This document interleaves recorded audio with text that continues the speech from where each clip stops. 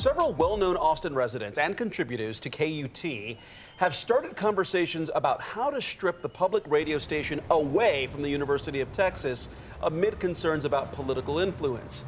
These conversations come after a dispute in May over the hosting of KUT's inaugural community festival on the campus, and more recently, the firing of station general manager Debbie Hyatt.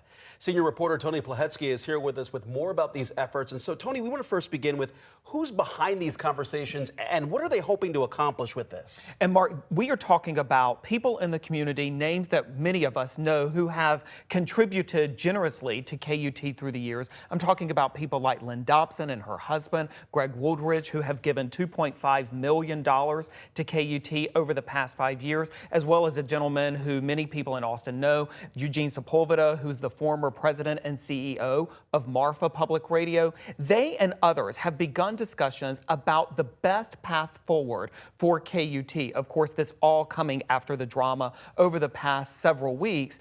Again, they say that they are committed to keeping predominantly Austin's public radio station alive and allowing it to be journalistically independent and not have any influence by Texas government or the University of Texas. Mark, I want to say that these conversations, is important to note, are in the preliminary stages. There is no firm plan at this time, but they are active enough that it is, in fact, newsworthy what they're looking to do. But recently, you can tell the push and pull is more prevalent these days. And I think the sticking point here is that UT actually controls the license for KUT.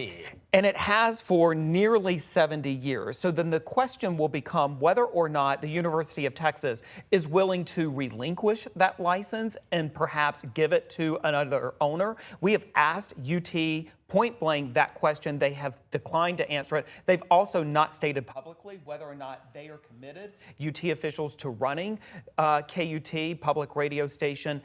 But Mark, looking into the future, this group, one of the things that they are talking about, and one of the key questions as well, is if they were to strike a deal with the University of Texas, where would KUT go? Whether or not it could best be suited for another public institution like Austin Community College. But there is also the question of whether or not KUT could operate independently as a local news organization. And maybe for KUT, that would be the optimal situation. KUT officials will tell you unequivocally that what is most important to them is that they maintain their independence as a local news organization. All right, Tony, I'm sure you'll keep an eye on this one for us. A beloved community institution. Right. Tony, thank you.